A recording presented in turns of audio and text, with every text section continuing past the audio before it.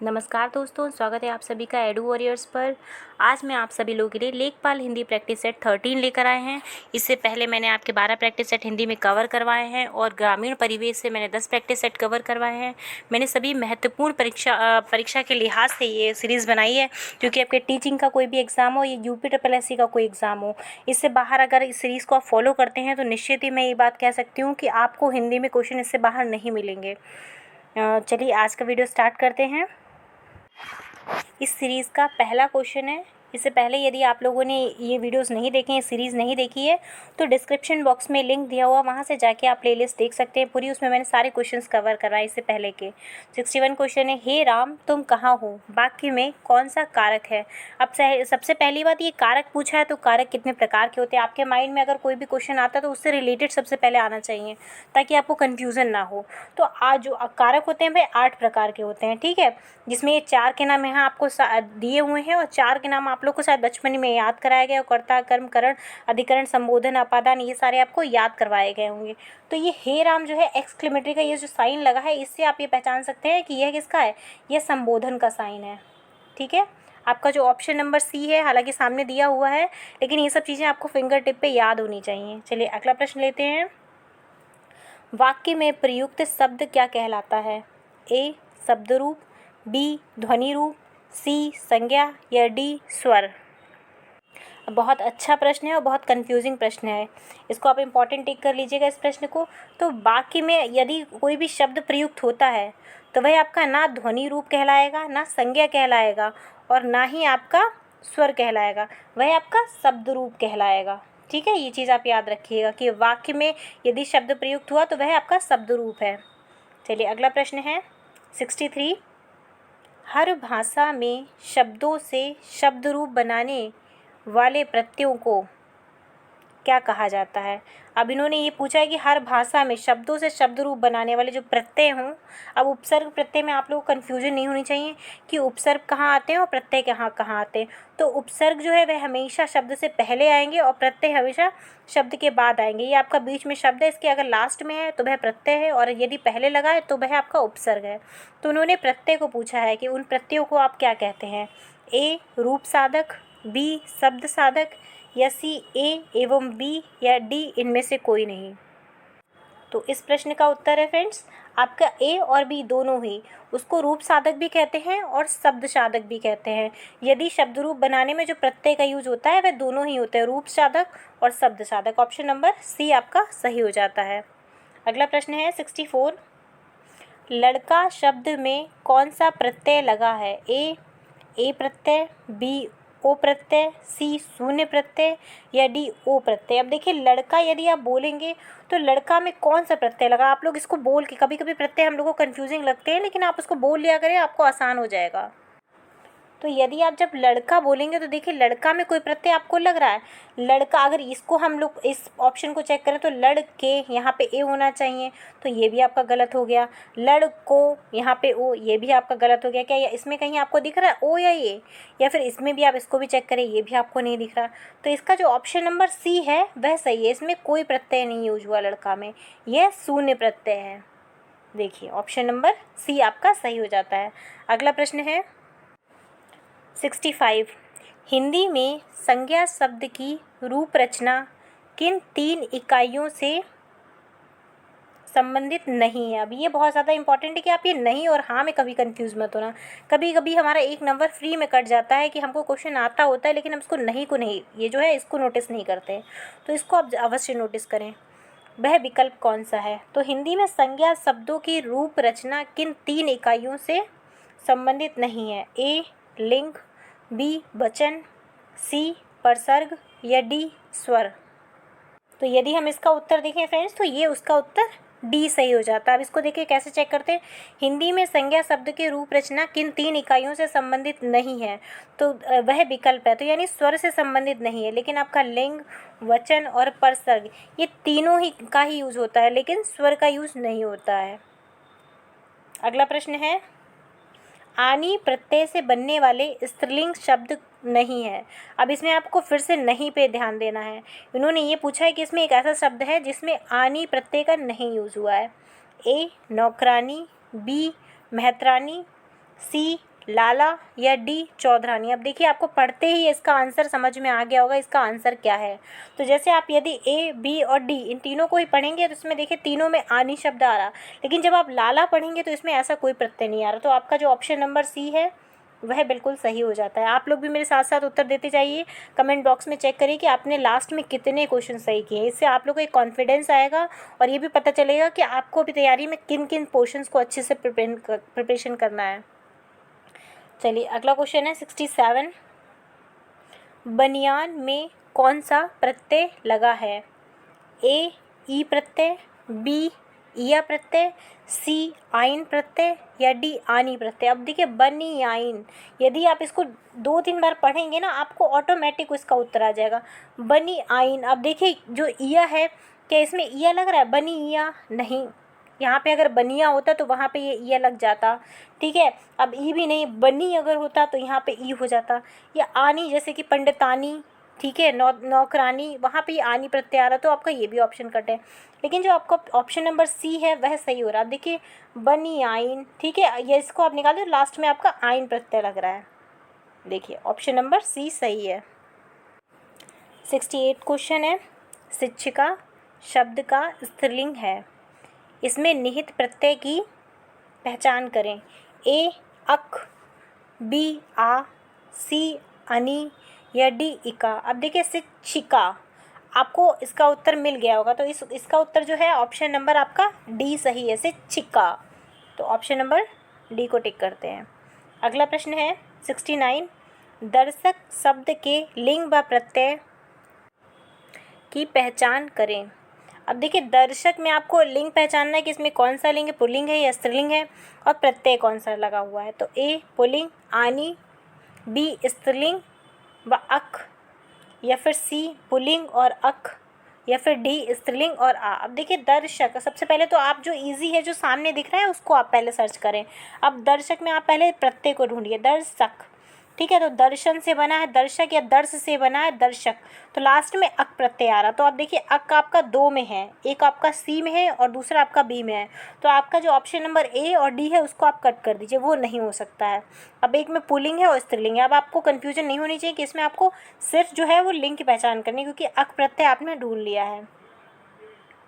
अब दर्शक जो होता है, यानी दर्शक कैसे होते हैं? दर्शक पुल्लिंग में आते हैं, ठीक है, दर्शन किया जाता है या दर्शक होते हैं, ठीक है। तो दर्शक जो है वह स्त्रीलिंग का शब्द नहीं है, वह पुल्लिंग का। लेकिन यदि आपसे ये पूछा जाए कि जो दर्शन है वह कैसा है, ठीक है, वह एक वचन है या बहुवचन, तो ये हमेशा किसमें? बहुवचन के अंतर्गत आता है। तो जो आपका ऑप्शन नंबर सी है वह एकदम सही हो जाता है कि दर्शक में पुल्लिंग है और दूसरा इसमें अक प्रत्यय का यूज हुआ है। अब देखिए एक साथ आपने 2-3 चीज़ों को पढ़ा है, प्रत्यय को पढ़ा है, पुल्लिंग को पढ़ा है और एक वचन व बहुवचन में भी डिफरेंस समझा है। अगला प्रश्न है 71। अब एक साइड आपको स्त्रीलिंग शब्द दिए हुए हैं और दूसरी तरफ इसमें प्रत्यय दिए हुए हैं, इनको आपको मैच करना है कि शब्दों को प्रत्यय में यूज़ करना है। अब देखिए ऑप्शन है स्वाभिमानी, ए स्वाभिमानी, फिर उसके बाद बी लेखिका, लेखिका के आगे इन्हीं लिखा है, सी धैर्यवती और डी मोरनी। अब इनके आगे आप यदि आप प्रत्यय सही से लगाएंगे तो तो देखिए स्वामिनी की है, तो इसमें लास्ट में स्वाभिमान या स्वामिनी से बना है आपका इनी। तो जो आपका ए का ऑप्शन नंबर 2 है, इसमें स्वामिनी में इनी प्रत्यय है। अगर लेखिका देखेंगे तो लेखिका में जो आपका प्रत्यय है वह आपका इका प्रत्यय है, यानी कि बी को आप 4 से मैच करेंगे। और इसी तरह से यदि आप धैर्यवती पढ़ेंगे तो धैर्यवती में आपका जो ऑप्शन नंबर सी है, तो सी में आपका 3 मिल जाता है, ठीक है। इसके बाद मोरनी पढ़े, मोरनी, अब मोर से बना है इनी, तो आपका ऑप्शन नंबर जो बी है वह एकदम सही हो जाता है। अब देखिए इस तरह से सभी मैच कर गए, तो ए का 2, अब देखिए ए का 2 है सिर्फ एक में, तो आपका ऑप्शन नंबर जो पहला आप है वही मिल गया। स्वामिनी में इनी प्रत्यय है, लेखिका में इका प्रत्यय है और धैर्यवती में वती प्रत्यय, इसी तरह से मोरनी में अनि प्रत्यय है। तो ये आपका चारों ही मिल गए। ये प्रश्न बहुत ही अच्छा था। ये देखिए एक ही प्रश्न में उन्होंने 4 चीज़ों को पूछ लिया। बहुत अच्छा प्रश्न है और इम्पॉर्टेंट। इसी तरह से अगर क्वेश्चन को टफ करना होगा तो 1-2 क्वेश्चन इसी तरह के डाल देंगे, ठीक है। अगला प्रश्न है फ्रेंड्स, यदि आप लोगों को ये लग रहा है क्वेश्चन का लेवल अच्छा है या आपके एग्ज़ाम पॉइंट ऑफ व्यू से इंपॉर्टेंट क्वेश्चन है, तो प्लीज़ आप इस चैनल को सब्सक्राइब करिएगा और इस वीडियो को लाइक करिएगा। आपके जो भी दोस्त मित्र हैं तैयारी कर रहे हैं किसी भी एग्ज़ाम की, यूपी SSC के, उन तक ये वीडियो शेयर करिएगा। अगला क्वेश्चन है 72, समूहवाची शब्द की पहचान करें। ए लेखकगण, बी पानी, सी भय या डी दान। अब देखिए इसको पढ़ते ही आपको क्वेश्चन समझ में आ गया कि क्वेश्चन है क्या। इसी तरह को आप लोग जब लेखपाल परीक्षा को देने जाएंगे तो आपके 25 में से क्वेश्चन ऐसे होंगे जो बहुत इजी होंगे, आपको देखते ही समझ में आ जाएगा। आपको ये लगेगा ये क्वेश्चन इन्होंने फ्री के अंक दिए हैं। ये मान लीजिए कि 2 से 4 क्वेश्चन ऐसे होते हैं, सभी सारे पोर्शंस में 2 से 4 ऐसे क्वेश्चन होंगे जो आपको लगेगा इन क्वेश्चन को मतलब देखते ही आपको उत्तर आ जाएगा कि ये बहुत ईजी है। लेकिन उसके बाद जो क्वेश्चन होंगे वहाँ पे आपको बहुत धैर्य से काम करके और बहुत अच्छे से वहाँ से क्वेश्चन अटैम्प्ट करना है। इसीलिए मैंने ये सीरीज़ चलाई है आपकी 25 कि आप टारगेट लेके चलें कि 25 में से आप निश्चित ही 23 या 24 अंक अर्जित करेंगे तो आपका सिलेक्शन कोई रोक नहीं सकता है। चलिए, समूहवाची अगर शब्द की पहचान करेंगे तो जो आपका ऑप्शन नंबर ए है वह बिल्कुल सही है। लेखक गण एक समूहवाची शब्द है, बाकी ये तीनों समूहवाची शब्द नहीं है, ये इंडिविजुअल शब्द है। अगला प्रश्न है 73, निम्नलिखित शब्दों में बहुवचन शब्द नहीं है। अब देखिए 3 बहुवचन है लेकिन एक ऐसा है जो बहुवचन नहीं है, आपको वही आपका उत्तर है। ए पैसे, बी छाता, सी गाय या डी पुस्तकें। बहुत अच्छा प्रश्न है, बहुत कंफ्यूजिंग प्रश्न है। अब देखिए सभी में पैसे यानी बहुत सारे पैसे, यदि एक पैसा होता तो वहाँ पे सिर्फ पैसा लिखा होता, ठीक है, पैसे नहीं होता। अब गाय यहाँ पे भी ये लिखा है, ए प्रत्यय लगा है, तो यहाँ पे भी क्या एक गाय की बात नहीं कर रहे, कई सारी गाय हैं। लेकिन छाता जो है वह आपका एक वचन है, ना कि बहुवचन है, तो आपका उत्तर क्या हो जाता है, ऑप्शन नंबर बी सही हो जाता है। इसी तरह से पुस्तकें भी आपका क्या बहुवचन के अंतर्गत आएंगी, तो आपका ऑप्शन नंबर बी सही हो जाता है। अगला प्रश्न है 74, अकारांत शब्दों के अंतिम आ के स्थान पर ए प्रत्यय लगे शब्द से इतर शब्द की पहचान करें। ए लोटे, बी मुर्गे, सी रुपये या डी कविताएं। अब देखिए आपको क्वेश्चन में ही उत्तर है, यदि आप सही से क्वेश्चन को पढ़ते हैं तो आपको ज़्यादा मतलब कंफ्यूज नहीं होगी। अब देखिए अंतिम में आ के स्थान पे आपका कौन सा प्रत्यय है, ए प्रत्यय हो। अब देखिए किस किस में आ है और किस में ए है। अब लोटे, मुर्गे, रुपये या कविताएं, ठीक है। अब कविता आ प्रत्यय के स्थान पे ए हो तो आपका ऑप्शन नंबर जो डी है वही सही है। हालांकि आपको कन्फ्यूजन यहाँ तीनों में ही हो रही है, लेकिन आपका जो सही उत्तर है, आप रुपये हमेशा बोलेंगे, रुपया नहीं रुपये, ठीक है। लोटे, मुर्गे, लेकिन कविताएं जो है ऑप्शन नंबर डी आपका आ के स्थान पे ए आ रहा है, तो इसीलिए आपका ऑप्शन नंबर डी सही हो जाता है। अगला प्रश्न है 75, निम्नलिखित वाक्यों में सही बहुवचन बदलकर लिखे गए वाक्यों की पहचान करें।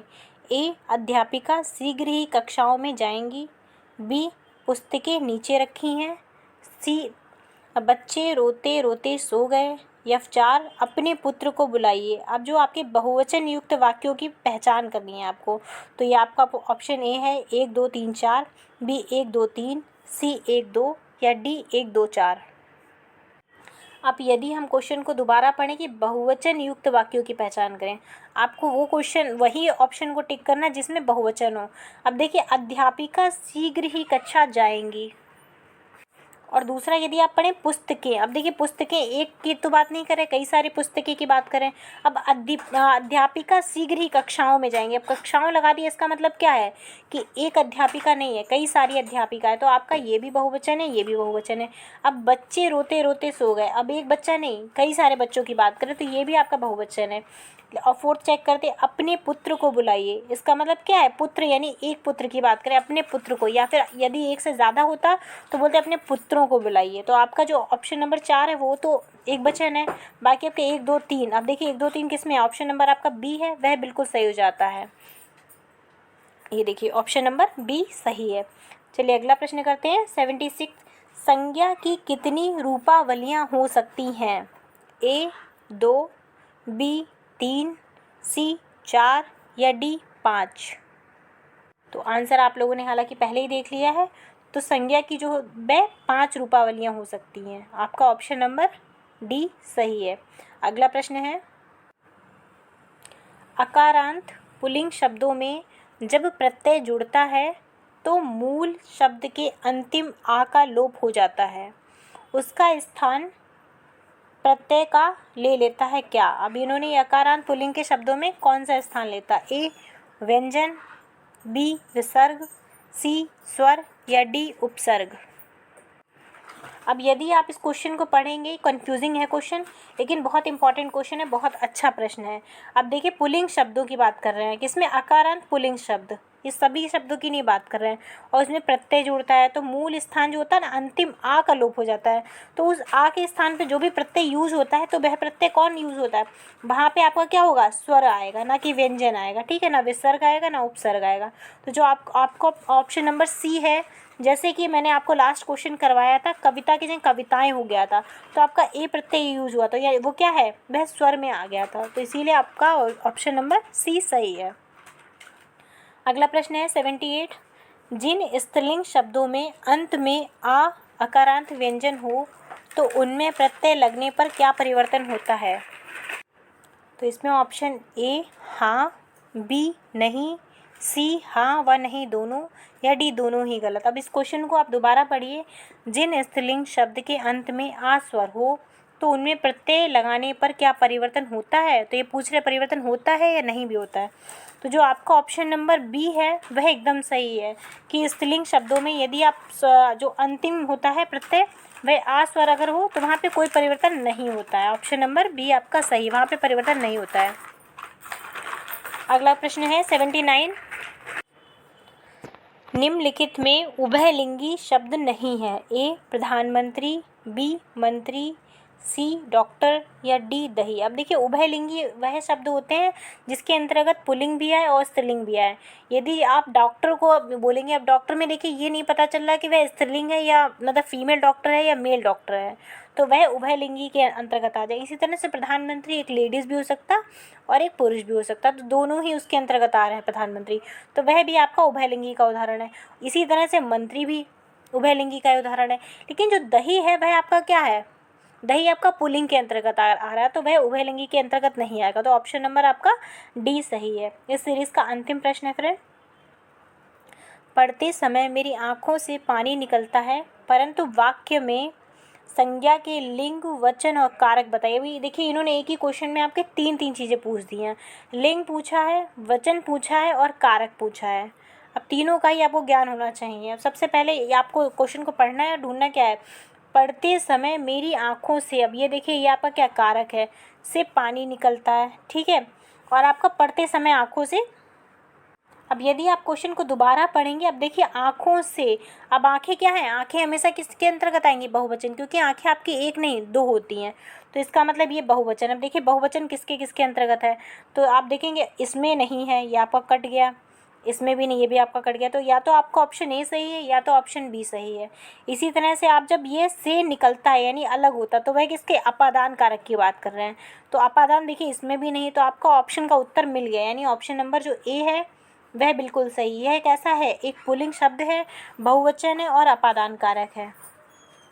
फ्रेंड्स देखिए ये आपको सीरीज़ जैसी ये मैंने बताई है अच्छी लगी तो प्लीज़ आप इस चैनल को सब्सक्राइब कर देखिए। सब्सक्राइब करने में कुछ नहीं जाता लोगों का, लेकिन यदि लोगों को ये पता चल जाए ना कि हाँ सब्सक्राइब अगर मैंने किसी को कर दिया तो किसी को मोटिवेशन मिलेगा, तो लोग सब्सक्राइब फिर भी नहीं करते हैं। आप लोगों को बस सिंपल से जाके अपनी फिंगर्स को सब्सक्राइब बटन पर जाके सिर्फ क्लिक ही तो करना है। चलिए आज का वीडियो इतना ही है। आप लोगों को ये वीडियो कैसा लगा कमेंट बॉक्स में बताइएगा। धन्यवाद।